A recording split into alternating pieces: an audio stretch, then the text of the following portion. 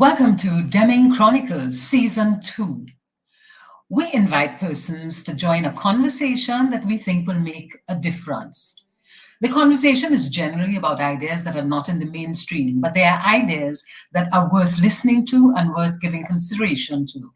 Our aim is to change behavior, and we believe that changing behavior begins with changing conversations. Today we have one guest. Our guest is Justin Sobion. Welcome, Justin.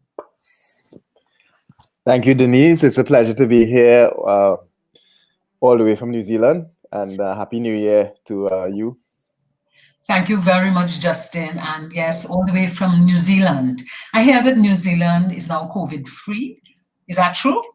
Well, it's COVID-free in the community, but in the quarantine hotels, no. But I think that's, as you know, this is a very tricky virus we're dealing with. So yeah. All right. Justin, what is your current area of study? Because you're doing a PhD, aren't you? Yeah.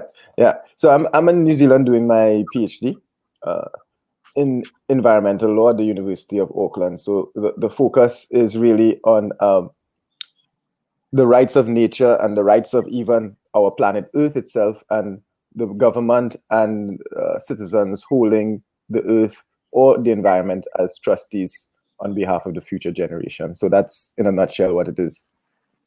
Just in that nutshell is not enough, because it's even for me to think of the Earth and us holding trustees. Tell me a little more about that.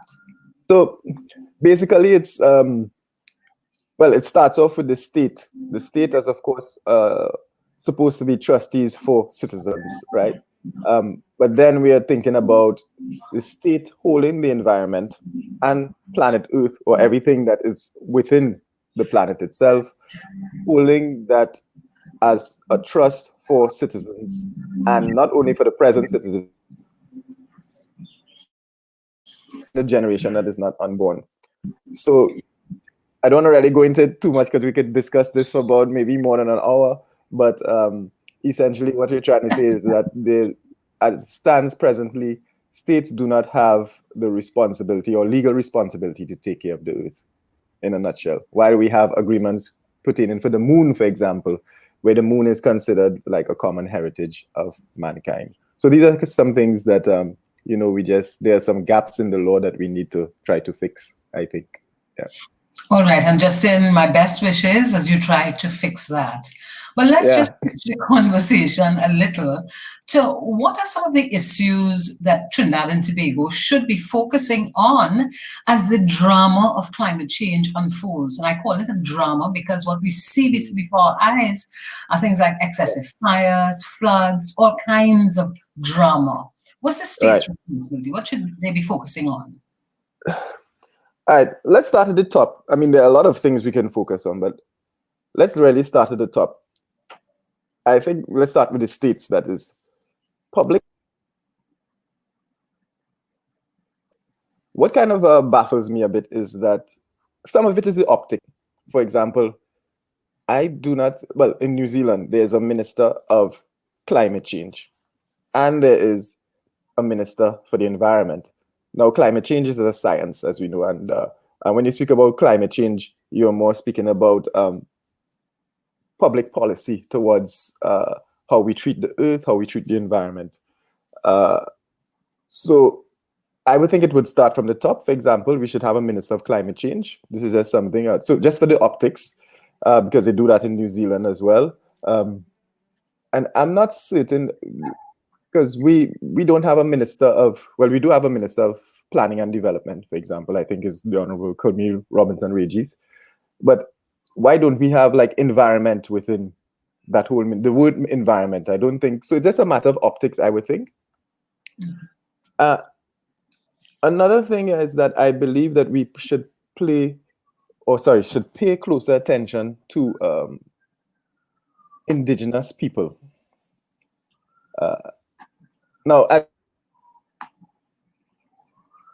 Caribbean, because that's part of what my research is as well. Because Indigenous people are very important in the sense that they see, for example, land as not a resource, as we see it, or land that's something you can own. Um, Indigenous people generally see land and the environment as something that they hold, going back to the same thing, they hold as trust. It's not their own, but they hold as on a trust to pass on to the future generations. So they are just like custodians of land, natural resources, and so on. And I think governments could understand or could take into consideration Indigenous worldviews. And we have our own Indigenous people, as you know, the Carib community. I would like to see, for example, a member of the Carib community in Parliament, for example, or in the Senate. So these are some things that I think the Indigenous worldviews are important because, because we see we see the, well, when I say we, politicians,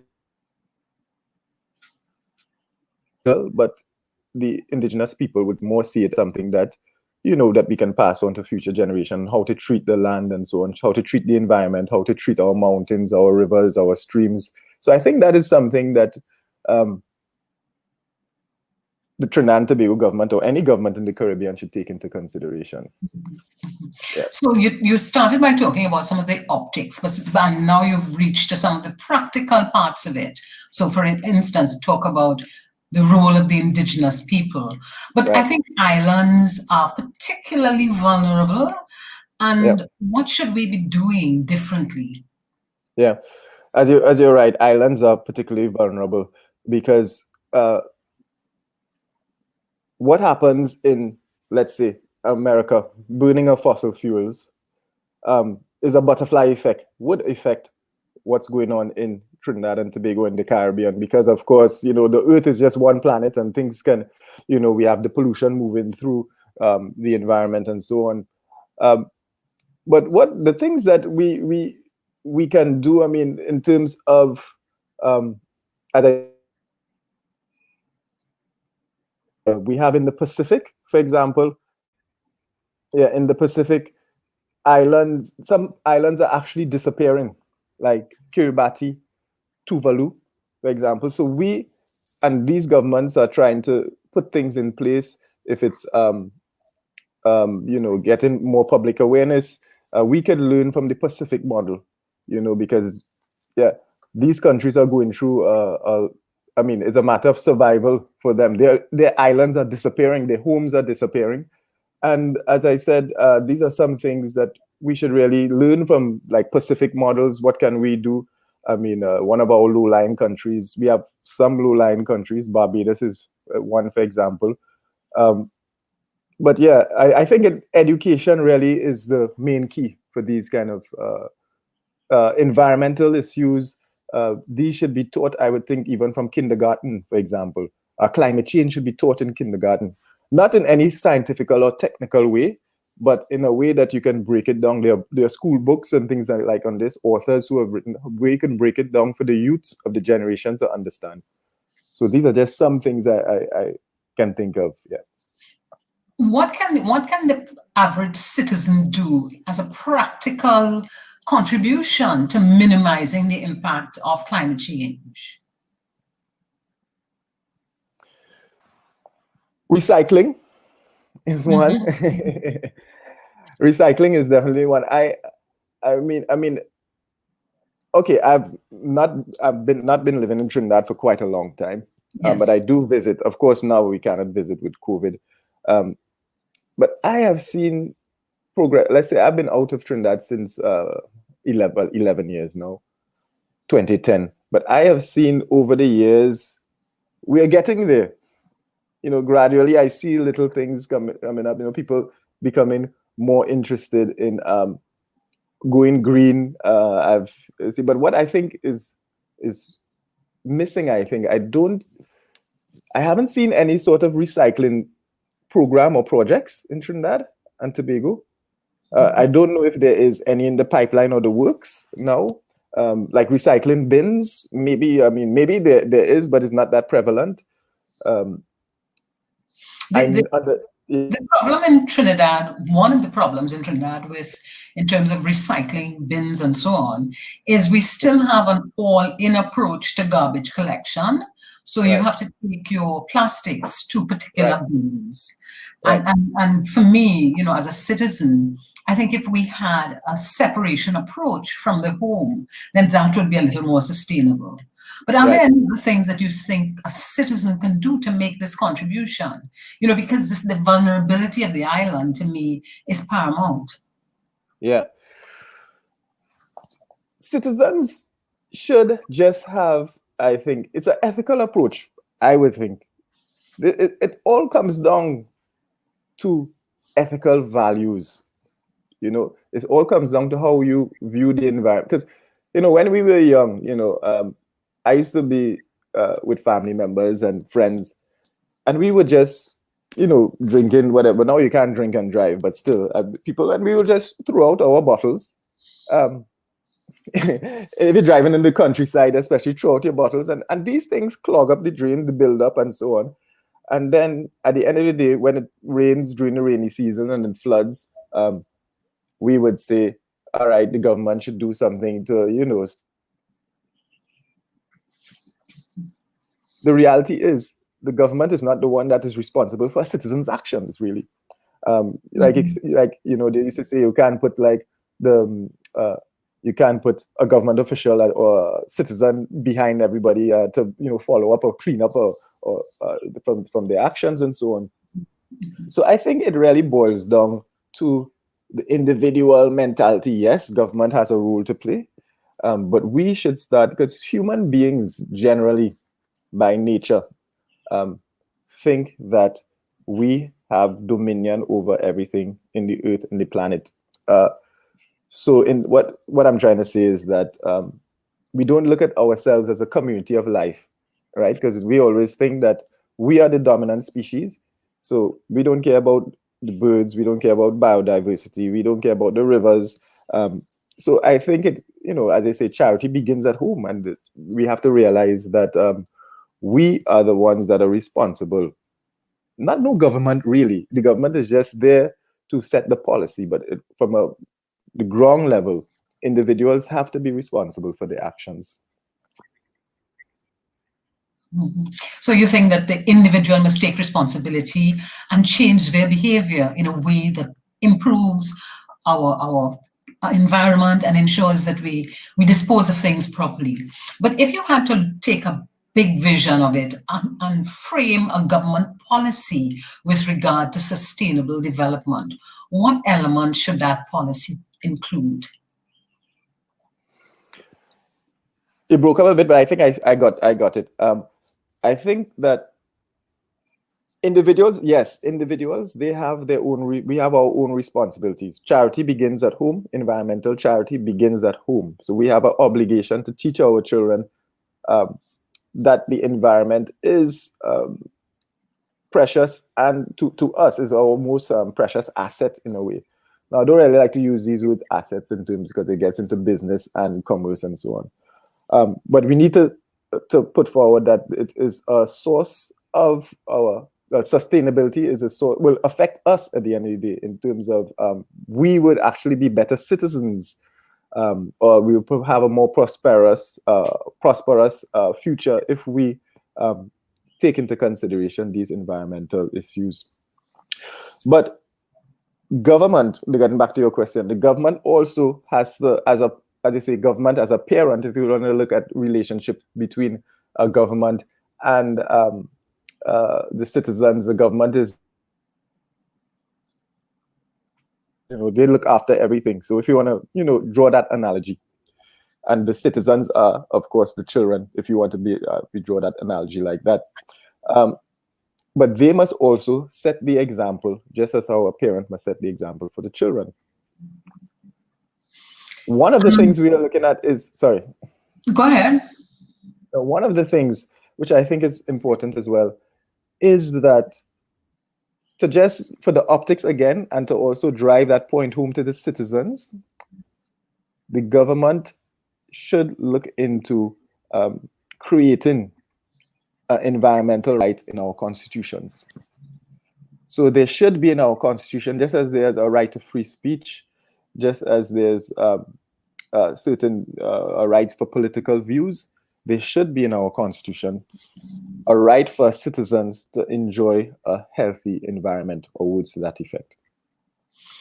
And on that note, Justin, that we need to include in the Constitution the right of the citizen to a sustainable environment. That's an excellent note on which we can bring this segment of Demming Chronicles to a close. We'll be back shortly. We continue with Justin in his role as an author.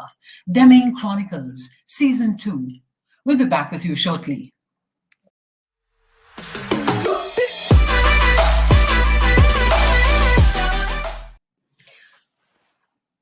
Welcome back, Demming Chronicles Season 2.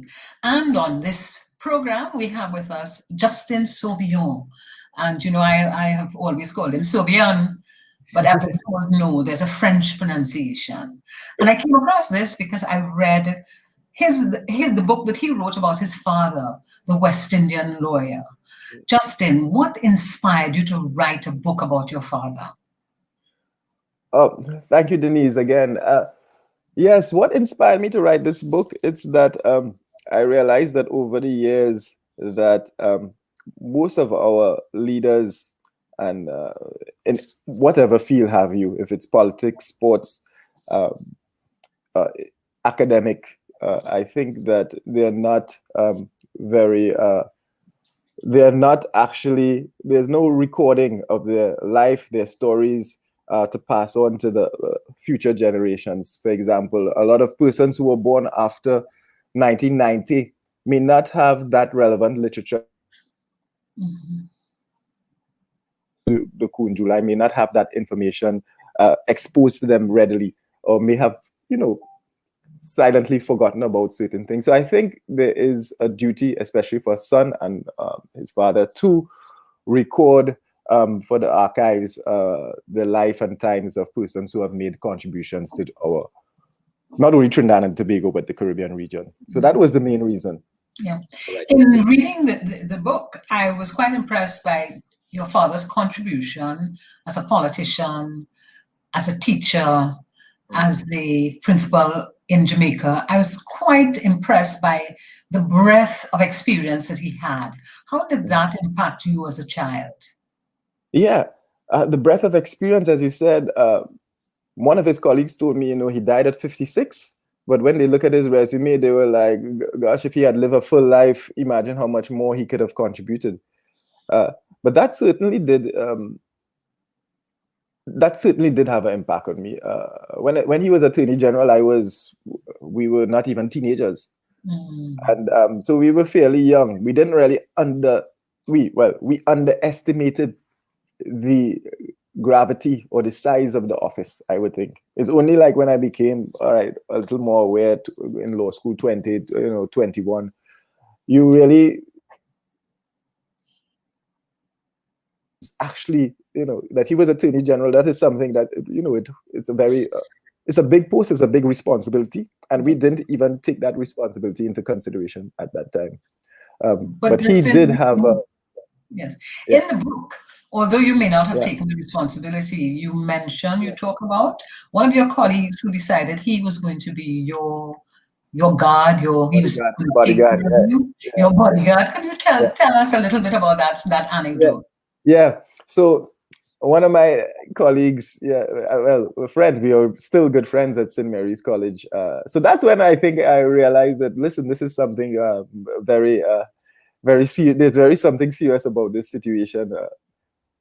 He said that, he was older than me, of course, maybe a year or two older than me. And he was telling me that, okay, your father is the Attorney General, Minister of Legal Affairs. This was in 1992, 93, right? So this is quite some time ago. I'm going to take personal responsibility for you. And he used to follow me around school like a bodyguard. If somebody, in those days, parents may bully the younger ones and say, small man, let me get a little dollar. They used to call it tax. You had to pay tax to the older students. And he was like, oh, don't touch this guy. This guy is his father, his father is. So he took his responsibility very seriously. And then I realized that, that it was very serious business my father was into as a politician. But yeah, so those flashbacks are different. But being a son of a politician, then it's much different, I think, to be a son or a daughter or a sibling of a politician. Now, I think your life will be much more secluded. You will probably be like, yeah, you'll probably be like Sasha and Malia from Obama's Children with Secret Service and them. But we didn't have those things in those days. You know, we used to go where we want to please. Yeah, we didn't have these things. Yeah. Mm-hmm. But in terms of your father's role as the Attorney General, that was in the last century. Imagine we can say it was in the last century. What do you think would be the difference between his role then and his role now? What would change? That is definitely a good question. Something that colleague, because the role of Attorney General in the 21st century, although the mandate would probably be the same, responsible, because they would be the legal advisor for the government and the titular head of the bar of the Republic of Trinidad and Tobago. So the mandate itself remains the same, I would think. But the way of doing it, I think, would have been much different. My father used to handwrite letters, for example. You know, to his constituents in Ottawa Mearu, official letters could be found handwritten. Or they still use the typewriter sometimes. He had a typewriter. But they didn't have things like the internet. I mean, the internet age was now probably, I mean, I had my first email address in 1996, 97, and that was a year or two after my father left politics. So things would have been a bit more old-fashioned then. And I think they would have had less resources than they have now to achieve government policies and objectives. So yeah, so I think that would have been the critical. I think they would have had more work to do with less resources. Mm-hmm. And the thing is, as I mentioned in the book, my dad also of Attorney General and Minister of Legal Affairs. Nowadays, they split that portfolio. You have Attorney General. I don't know if it's still in Trinidad, but or who it is, but they have Attorney General and there's a Minister of Legal Affairs. But he had that portfolio. Well, if you want to say two portfolios in one. Plus, he had one of the largest constituencies, which was Ottawa Mearu. Well, the boundaries have changed, but he had one of the largest constituencies in Trinidad and Tobago. Plus, he didn't have internet technology, Wi-Fi, WhatsApp, these kind of things, instantaneous messages. So, if you want to say they're technically challenged or technologically challenged. Yes. So I think it would have been, that would have been the biggest kind of disparity. As you reflect on your father's life, what would have been his major accomplishments or landmark transformational activities? Or what is his legacy? His legacy was a Caribbean man, a West Indian man. His legacy was trying to unify the region. He always used to tell us that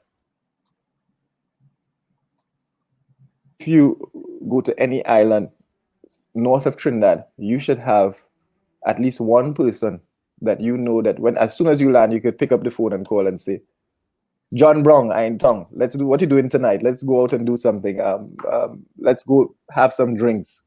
And that would have mainly or chiefly be done through regional institutions like UWI, for example, where, like for instance, if you wanted to study law, Caribbean individual like myself or those who before me, of course, forget about England, but when we could study within the region, you had to, the faculty of law was in Barbados. You had to go to Barbados to study law, no matter where from the region you came from. Nowadays, it's not so. Nowadays, you could do your 3-year law degree in Trinidad, your 3-year law degree in Jamaica. You could do. So what we found is that there's no sort of, how should I say it, bonding between melting pot, I think, in terms of education. So I think one of his legacies was trying to create that Caribbean vision. It was almost like the West Indian Federation in 1950s going into the 60s, which collapsed. He was trying to do something similar to that lines. We have the Caribbean Court of Justice, which was he, among others, were pushing really or advocating for. I mean, it was a group of them, like himself, Michael de Labastide, Chris Morris Allen, for example, the current president of the Caribbean Court of Justice. So, but I think there was still some disappointments. I think if you were to look back at where we are now, he would still be a bit disappointed at the status quo of where the region is, I would think. Okay. And as I bring this interview to a close, Justin, reflect on one of the stories that your father would have told you that would be inspiring and motivational to our people as we move forward. Yeah, one of the stories he used to tell us, well, this is more personal. When he used to sit all three of us down, three brothers, myself and my two other brothers, that life is a ladder. We used to call it the ladder dialogue. Life is a ladder in that parents can only climb to a certain level, and it's then up to the children to continue at that particular level and start climbing up again. Basically, it was that, so in other words, you should look at your parents as role models. So that was one of the things that he taught us, and many times he would mention it to us. I'm sure Jules and Darian, my two brothers, would confirm that. So on the note of the story of the ladder and the role of the parent, we bring this edition of Demming Chronicles to a close.